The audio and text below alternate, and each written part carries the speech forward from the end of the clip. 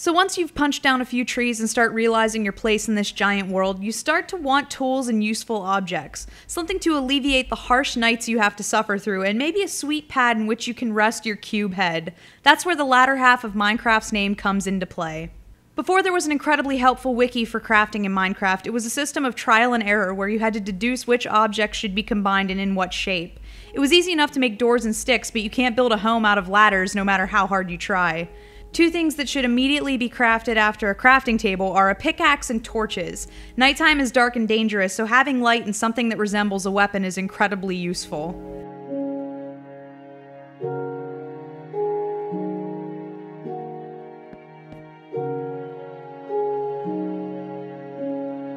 Using these tools you've crafted, you can then gather more resources to craft. As I mentioned in episode 2, I lucked out and ended up with a world that has a giant amount of clay. Reeds are also abundant. I even have a bookcase in my clay brick house. Yes, my Minecraft character is well read. But iron and diamond require a lot of digging and a lot of fighting to acquire. Once you gather more metal, you can craft an armor set and wear that in lieu of just going buck naked into the heart of a battle.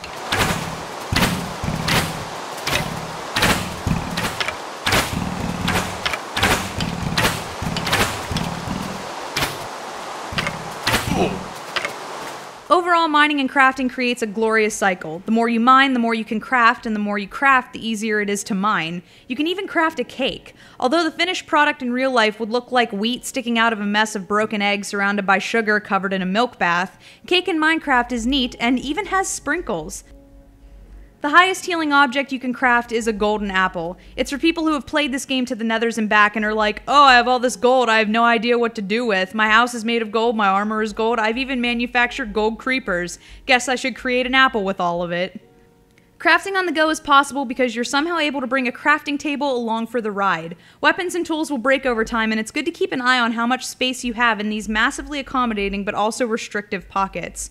I'm not sure if it's because I'm a girl and I have smaller hands, or if I just have a malfunction, but I had to change the inventory key to R. Since then, I've come to know it as my Rinventory. There's nothing more annoying than having to look at your Rinventory and determine what you can leave behind. Usually it's some random sand or gravel you accidentally picked up, but if you keep happening upon resources like sugarcane and clay on a trip home, the juggling act of what to keep and what to drop becomes a little hairier.